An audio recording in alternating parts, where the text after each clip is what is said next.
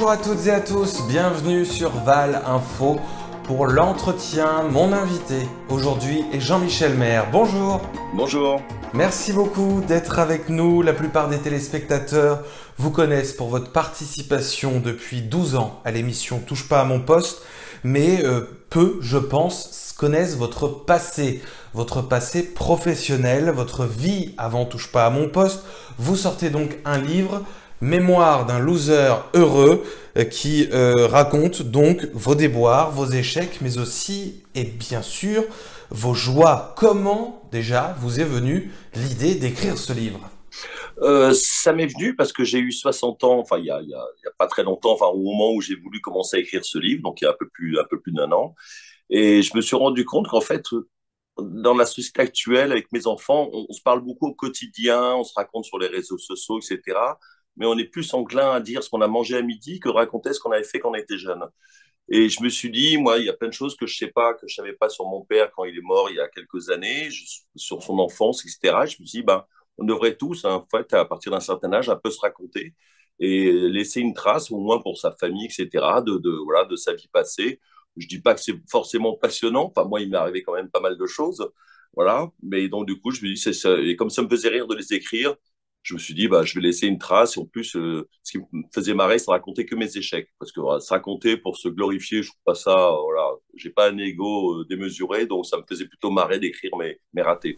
Alors je trouve que ce livre il est assez drôle. Vous racontez notamment que votre vie est faite d'occasions ratées et de promotions non demandées, comme cette fois au Figaro où le chef du service culture, Jean-Paul Mulot, décide de vous proposer le service radio-télévision.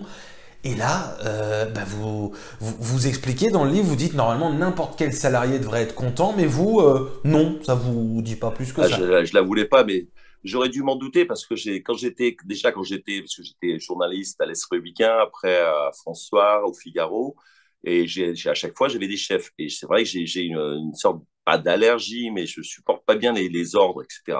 Et j'aurais pu me douter qu'en étant chef, eh ben, je détesterais encore plus en donner. C'est ce qui est arrivé. Et malheureusement, je l'étais parce que j'étais reporter de guerre, grand reporter. Et quand je suis arrivé au Figaro, ma fille est née à ce moment-là. Et du coup, pour garder le même salaire, en tout cas le même grade hiérarchique, il fallait qu'on me donne des responsabilités parce que je voulais voir ma fille grandir et du coup, je voulais rester à Paris. Et du coup, il m'a dit, bah, pour que tu restes au Figaro, à ce moment-là, il faut qu'on te donne des responsabilités, un service. Et on m'a donné le service radio-télévision du Figaro et je ne voulais pas. Et on me l'a donné, ça a été une catastrophe parce que j'étais complètement nul en tant que chef et ça a été une catastrophe. J'ai rendu le service à la fin quand je suis parti du Figaro dans un état pitoyable. Je m'en excuse pour les lecteurs, mais franchement, c'est pas être chef, c'est pas un rôle pour moi. Alors vous l'avez dit, recevoir des ordres, donner des ordres, c'est pas trop votre truc. Mais pourtant, c'est valorisant de se voir proposer la tête d'un service. Oui, certainement pour plein de gens, parce que c'est vrai que ça peut être c'est la concrétisation de travail, d'une carrière. Mais je sais pas, j'ai plutôt un tempérament indépendant. Mon surnom auprès de mes potes, etc., c'est le sanglier. Je suis très solitaire, etc. Donc, on ne peut pas être solitaire quand on est chef de service. Il faut avoir un lien affectif, en tout cas un lien fort avec ses ouailles. Et moi, c'est un truc que je ne sais pas trop faire. Donc, je m'énervais vite. Voilà, ça m'énervait d'être obligé de repasser derrière eux. Voilà, les tâches administratives, commander des stylos, commander des trucs, ça m'emmerdait. Je le faisais mal. Donc, on était un service complètement pourri. On n'avait rien pour écrire. On était le service le plus nul du Figaro. Voilà, ça, je dis pas que j'en ai souffert, mais à un moment, je me suis dit, il faut que j'arrête d'en faire souffrir les autres et je suis parti.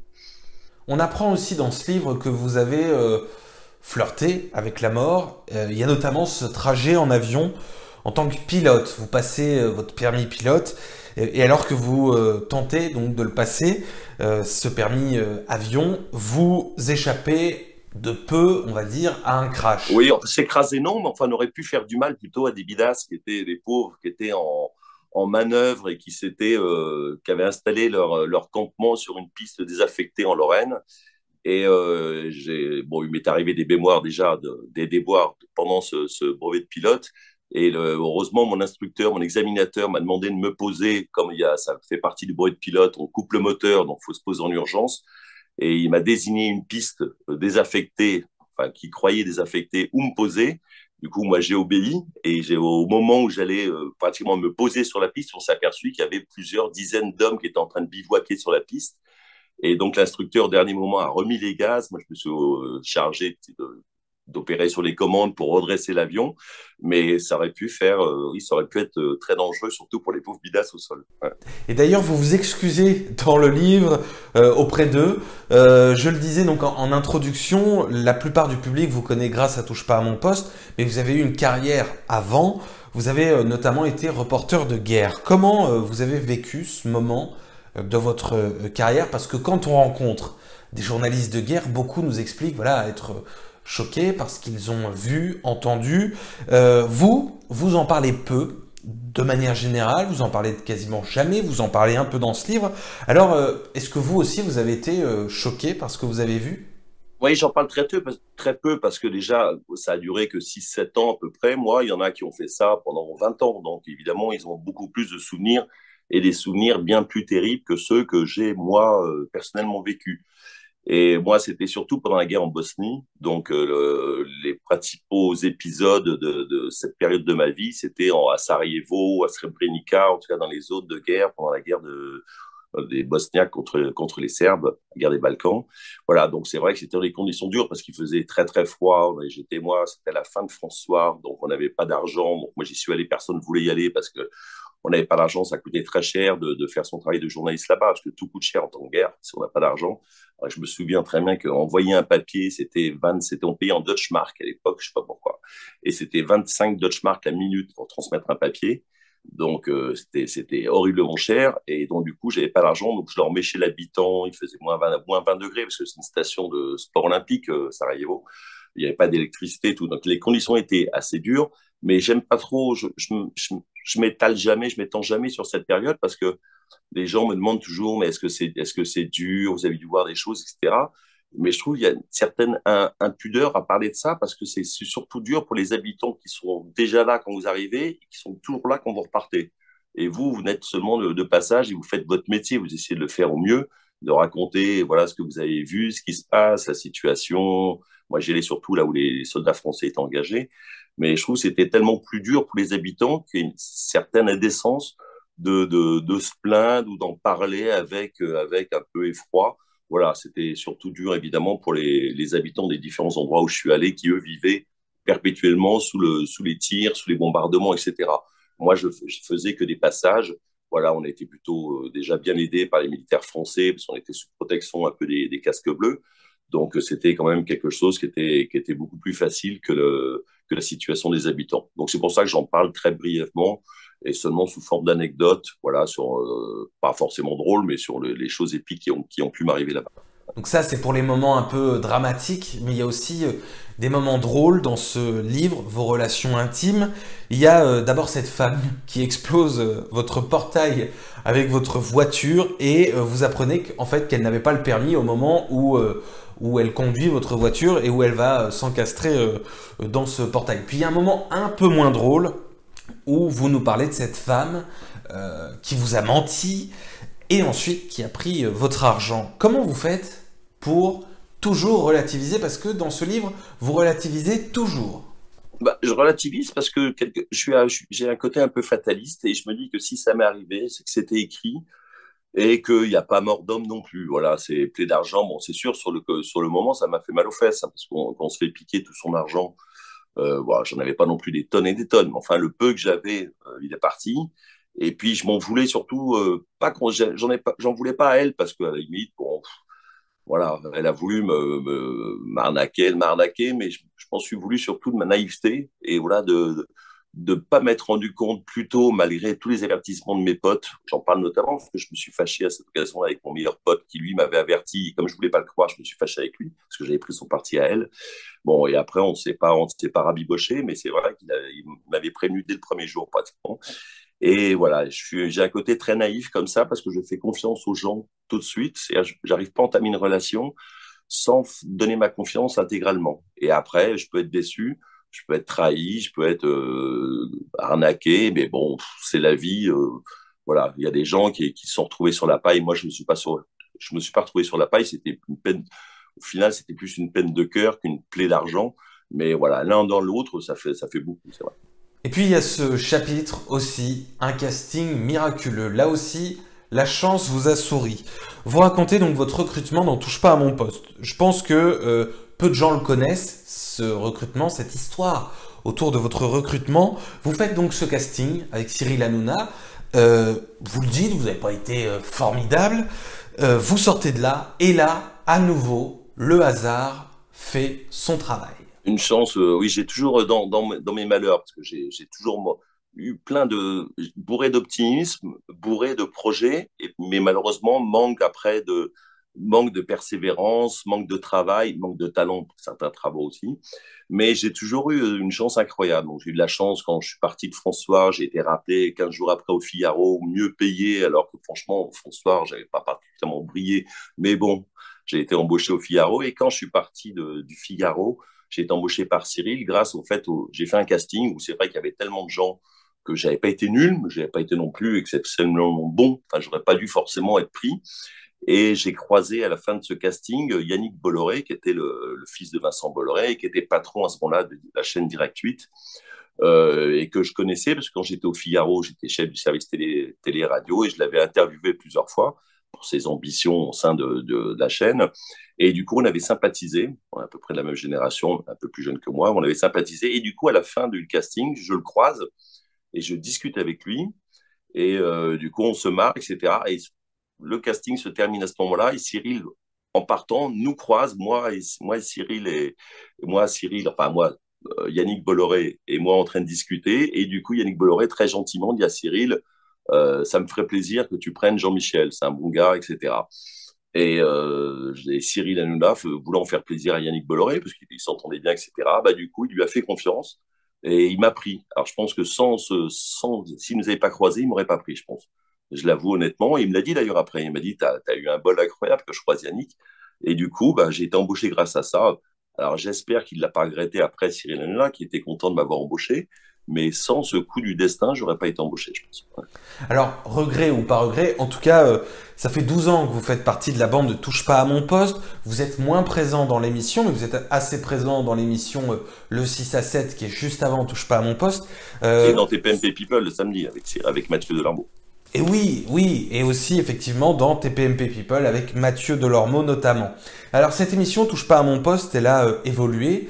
Celle qui était au début sur France 4 n'a pas été la même que celle qui était sur D8, puis sur C8, puisque le nom de la chaîne a changé il y a quelques années, passant de D8 à C8. Et maintenant, donc, l'émission, elle est complètement différente. Elle traite beaucoup plus de sujets de société, de sujets graves, de sujets politiques. Quel regard vous portez sur cette évolution?